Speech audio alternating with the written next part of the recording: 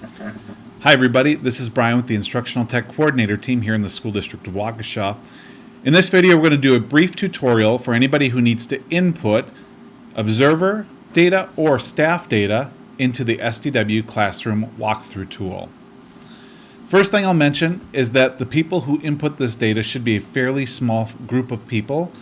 We don't want to have too many people in moving things around, editing things, as that can mess up the data in the entire system.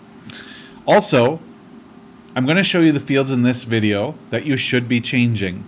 All other fields should be left alone, as that data is collected into a larger group data, and anything that we move or change, or any options that we change, will impact that data and possibly even break the tool. So just be aware of that at the onset.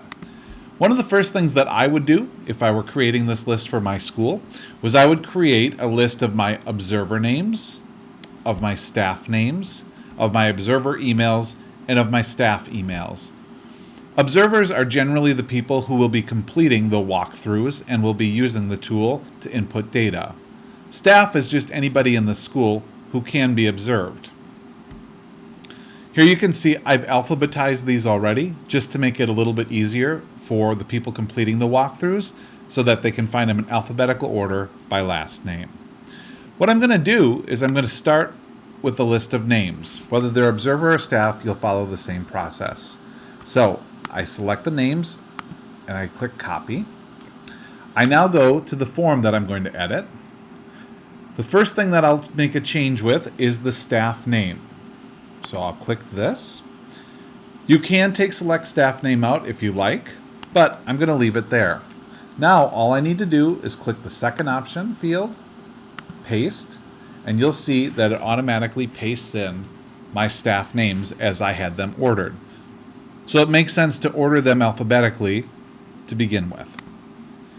For the second staff names, you'll use the exact same list, so this can be done relatively quickly. The key here is do not remove the not applicable line. In most teaching situations where there's a walkthrough completed, the team will select not applicable because it's not a team teaching situation.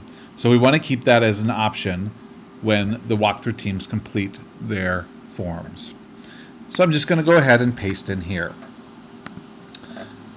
We'll leave everything else alone until we get to observer. Here you'll note that this has come pre-populated with names of people who are already likely to be observers or on the walkthrough team in your schools. You can certainly make changes to any of these as you feel necessary, but we did this for your convenience.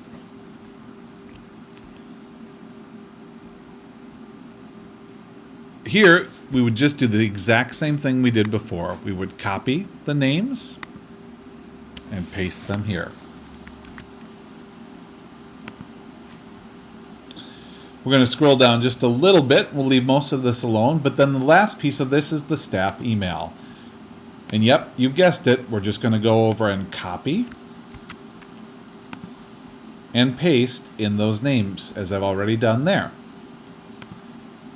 Once again, in the secondary staff email, just as above, we'll have the not applicable field in place. You want to keep that not applicable field in place. It's only going to be used when the observation takes place in a team teaching situation.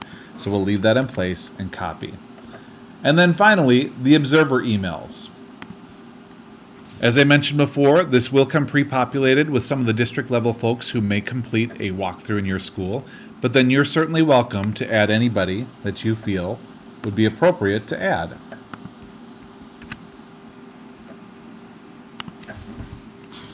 It's important to note that in the observer emails, though, you'd likely not want to include your whole staff. This is generally reserved for administration, coaches, and other folks who may be in an instructional leadership position in your building. Once you've completed all of the changes, you can simply click off as you've made all the changes you need to make in this Google form.